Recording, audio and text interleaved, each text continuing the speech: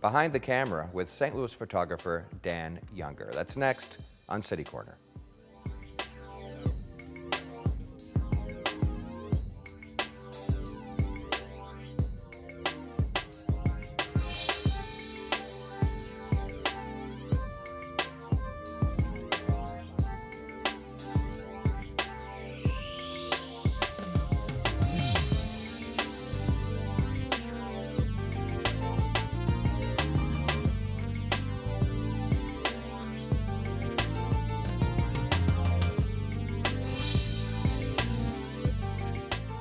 I'm Steve Potter, and welcome to City Corner.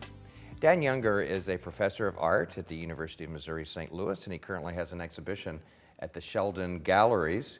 It's called Travel Places. Dan Younger, welcome to the program. Thank you for inviting me. You know, whether it's your photographs of your grandkids or stuff in your dad's basement or whatever it might be, you have said that all photographs are self-portraits. What do you mean by that? Well, it has to do with the fact that when you make a picture, you are actually discussing what you like. And so therefore it is a self-portrait, because if you collect pictures, what you're doing is you're showing pictures, people, what you like. Mm-hmm. So it's a self-portrait in a way. Mm-hmm. The camera always faces inward, even though it points outward.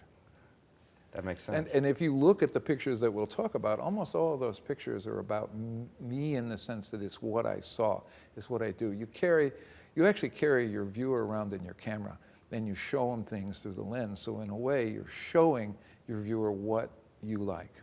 Well, we're going to look at a lot of different things that you've done during this program. We're going to begin with Travel Places, which is an exhibition that's currently up at the Sheldon Art Galleries through May 17th, I think it is. And so just real briefly, would you explain the concept behind Travel Places? You actually took these as you were traveling. I did, actually. For a period of years, for about 10 years, I purposely went places that other people go and then photographed them in places that are recreational to them. Mm-hmm. And so what I'm doing is standing one back from what they're doing and looking at them.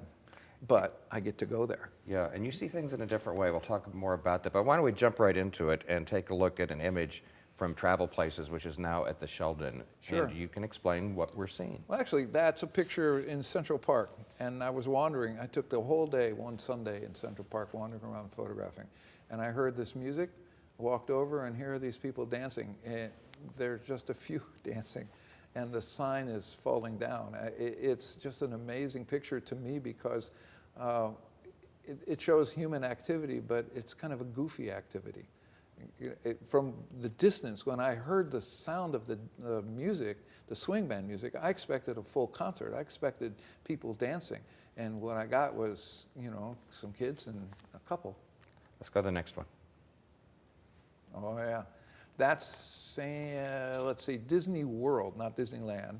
And I was walking around and photographing. Disneyland is full of some very odd things, and this is one of them. and quite frankly, the lady in green over in the corner is looking at those people oddly, like, what, those people were weird. But then she's holding a doll, so it's not exactly, human activity, adult activity. Well, taking an interesting photograph has got to be a lot harder than it appears. Do you know a good shot when you see it? Yes and no. My wife now, who follows me around, when I do this, actually is beginning to identify things that I might like. Really? One time we were walking together, and she said, you aren't going to photograph that lady in red? And I turned around and said, oh, I missed that. Yeah, so in a way, I look for certain things, but I wait for things to happen. And in fact, considering that my wife, Maureen, sometimes does not walk with me, because I will come to a place where I think something good can happen, and I will just stand still with the camera up to my eye and wait for something to happen, which is somewhat boring for the people who are accompanying me, because and sometimes, I'm just going to stay still. Sometimes do you take 30 shots of something and you don't like any of it? Oh, yeah. I can shoot tons. Digitally now, I can just shoot, which is great, actually. I really... Because you're not wasting money on film. No, I'm not wasting money in film, and I can always erase it. I actually don't, because lately I've been going back looking at old stuff and thinking, why did I not think of that before? And we brought that back up, Let's look at another image from Travel Places, the work of photographer Dan Younger, which is now at the Sheldon. Yes, that's actually the fashion district in LA. My daughter lives in LA, and so I go and visit a lot because I get free housing. And this guy was just, actually, the story behind this is he's the owner and he was adjusting that hat. But if you don't know that, when you look at it, it looks like he's trying to look under the hat to see if there's a head. Let's look at the next one. That's Graceland. And I was there with a zillion other people on a hot summer day. And it was better to be back observing people photographing as opposed to actually being up there photographing. So it's a scene of people looking at Elvis's grave. Now, you call this travel places. Go ahead and talk about this one, and then I have a question for you. Well, that's Osage Beach, and that's a gigantic pink bunny. And you can't beat that. That's just there. It's actually some sort of a putt-putt course. But I was attracted to the pink bunny. Okay, we've gotten an idea now that you've traveled all over. Did you set out, did you pack your bag to go on this cross-country trip so you could have this photo exhibition, or how did all these come about? They came about because when I was in graduate school and in the film era, and we would travel, I realized that I was supposed to be making pictures for gallery exhibitions. But when I was making pictures on travel, they were only good enough for my family. And so, because no one else was interested, they were just travel pictures. And so I realized I had to make pictures that extended the audience so that someone who didn't know me might be interested. And so being in graduate school and being kind of a little goofy, I brought a second camera and I put a little labeler on the back of it, a little sign that said art camera.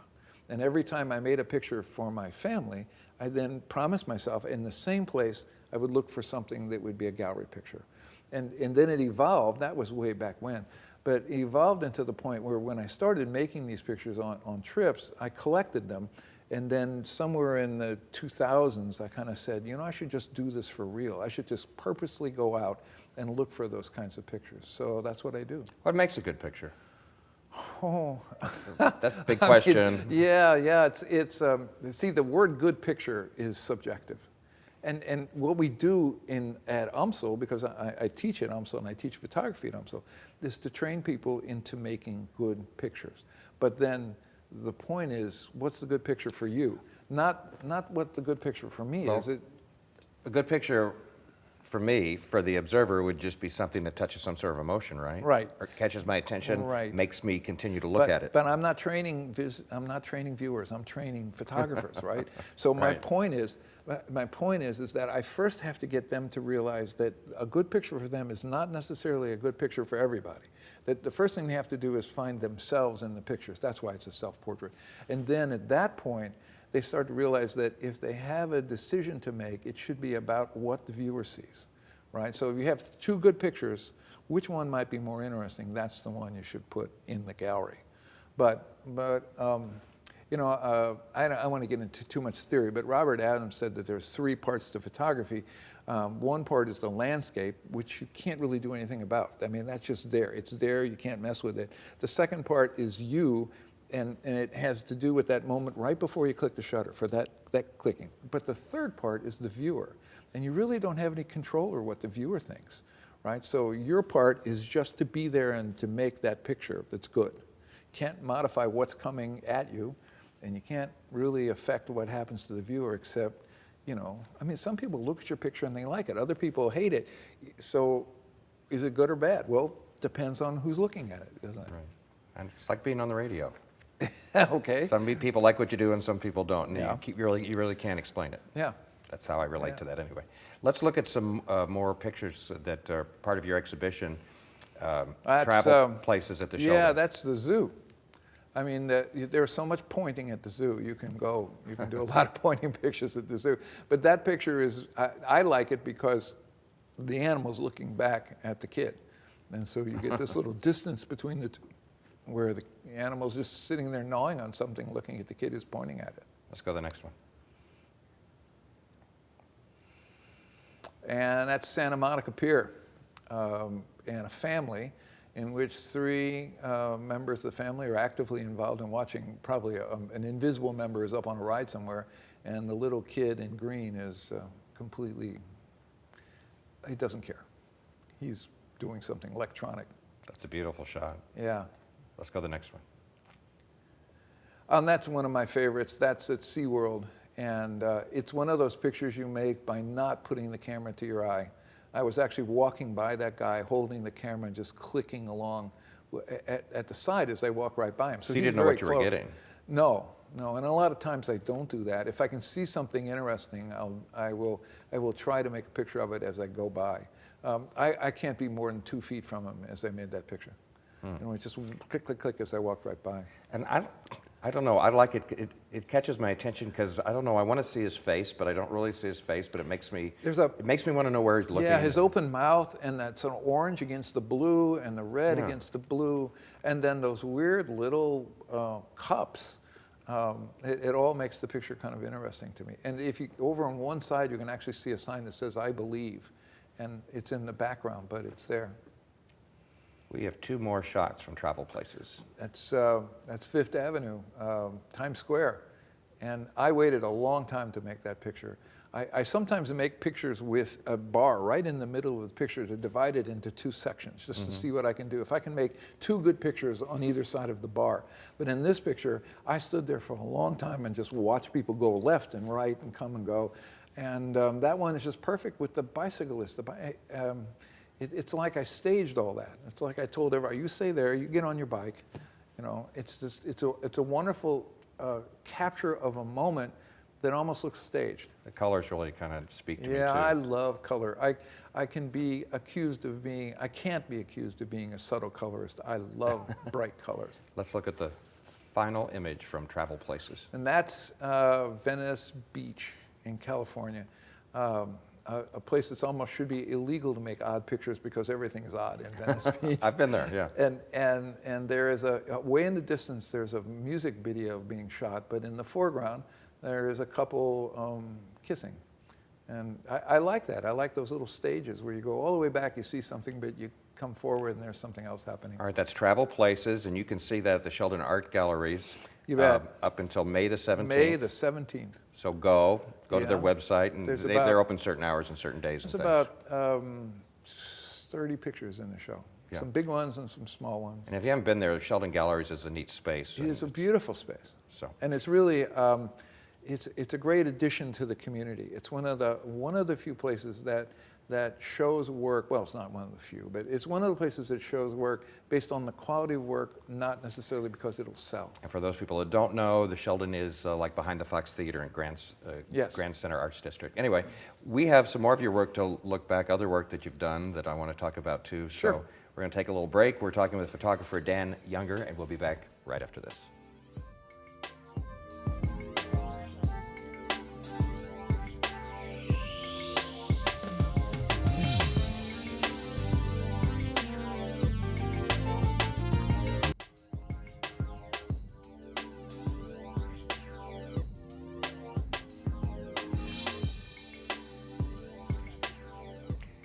I'm Steve Potter, and welcome back to City Corner. Today we're talking with photographer Dan Younger.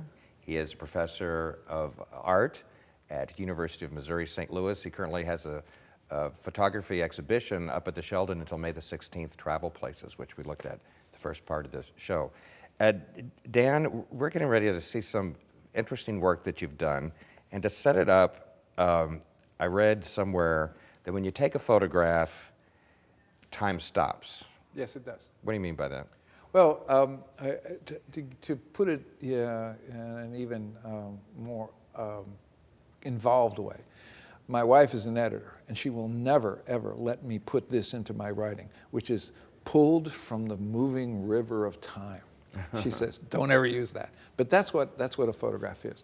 It is pulled from a continuous motion of time. And then it's held against that time, so that when you look at it, you can either be in that moment or you could be in the current moment. Well, that sets us up for what we want to look at now, because you gained entry into an old abandoned school, Cleveland High School. My old school. In South St. Louis, and you got in there, and I guess time sort of stopped. It did. And we have 5 images that you took from inside Cleveland High School a few years ago. Let's look at those and tell us about your experience there.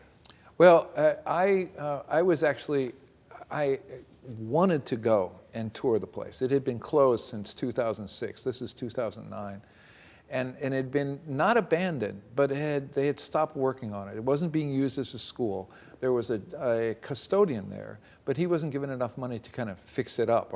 And so as things got worse and worse, places started to do it. What we're looking at now is one of the basement rooms in which the water from rooms above had caused the ceiling to collapse. There's mold on the floor.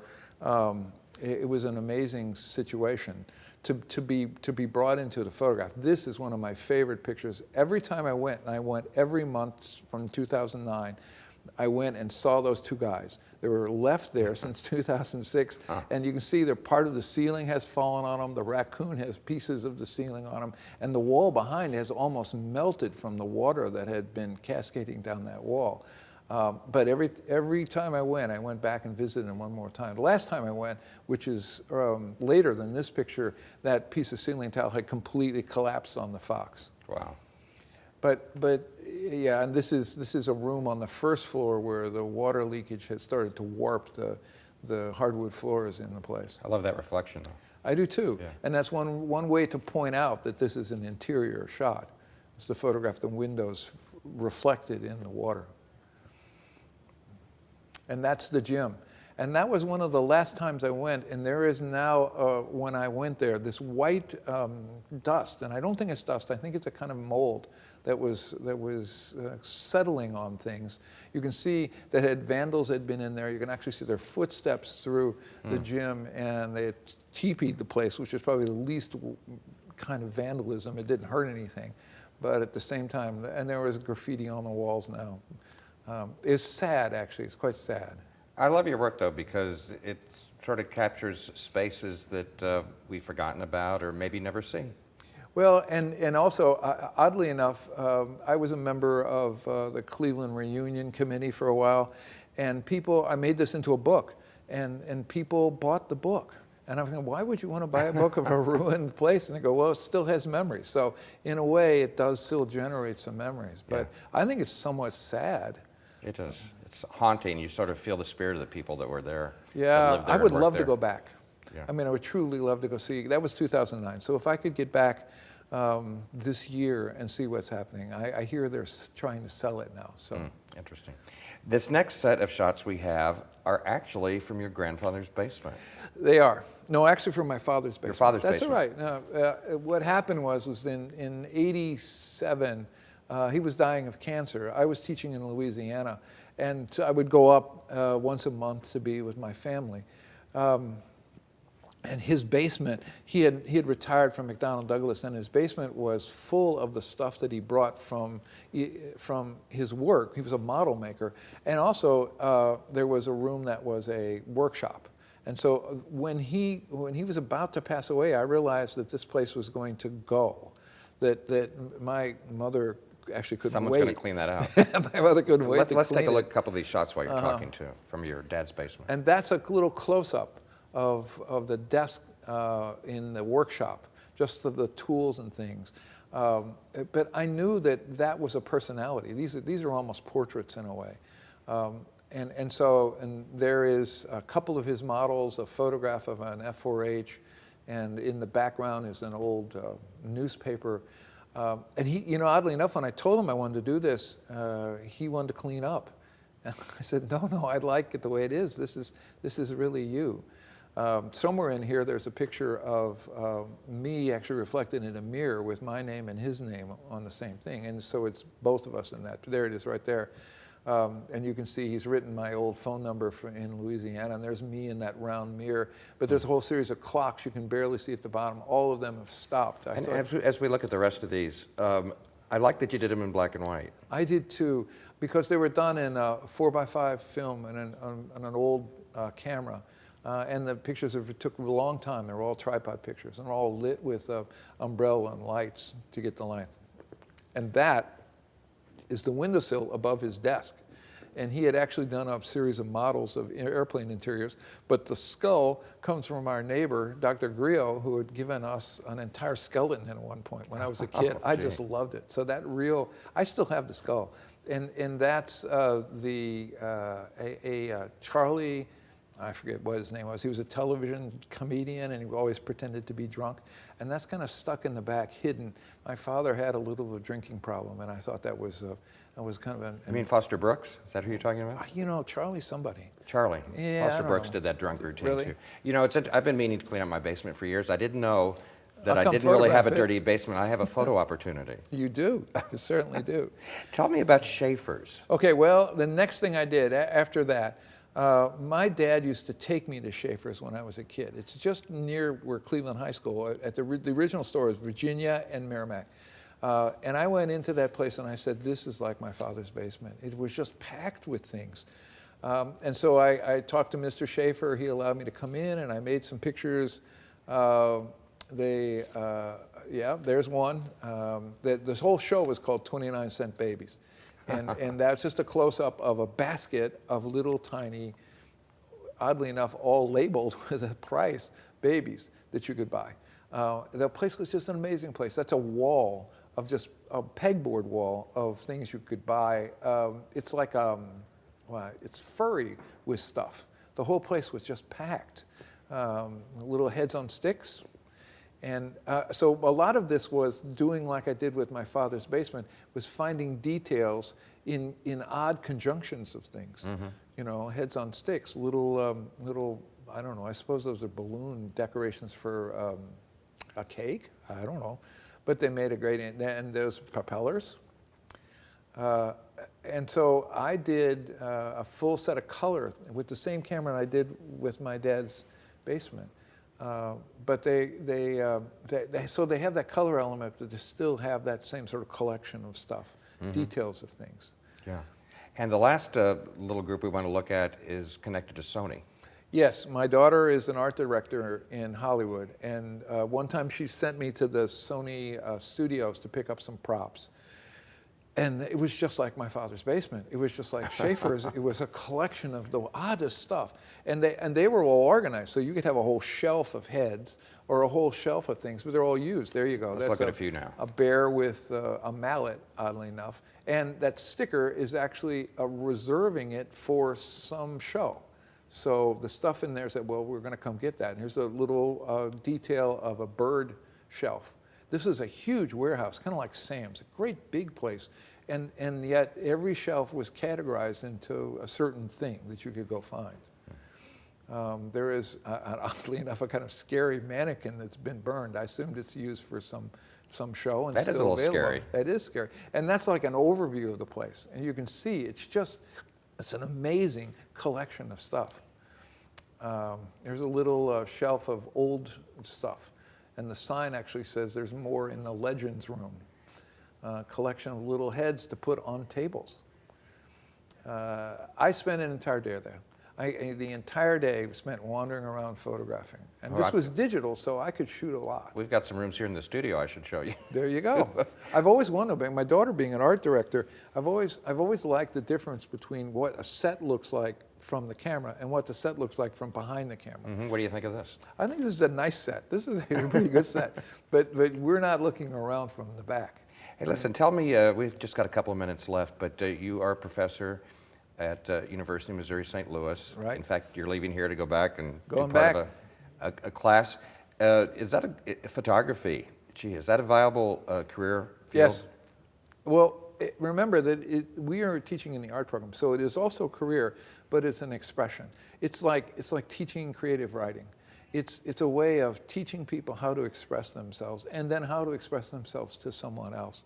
And that's what we do. But we do have commercial level classes, so we can teach portraiture, we can teach photo illustration, how to photograph a bottle Right. on a table. And just briefly, this summer you're going to London. I am going to experience. London because I also teach photo history, and I'm going to teach a class in 19th century English photography. And we're going to tour the place where the very first photograph was made, or the very first negative was made, along with looking at all the 19th century photographs that we can find in London. Mm-hmm.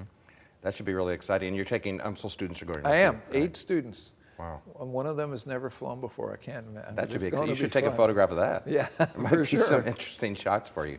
Well, Dan Younger, I want to remind people that people can see your exhibition, Travel Places, at the Sheldon Art Galleries through May the 17th. That's right. I love your work. Thank you. And it's been a pleasure having you on the program today. Thanks so much. Thank you, Steve. And keep clicking away. I will. All right, Dan Younger.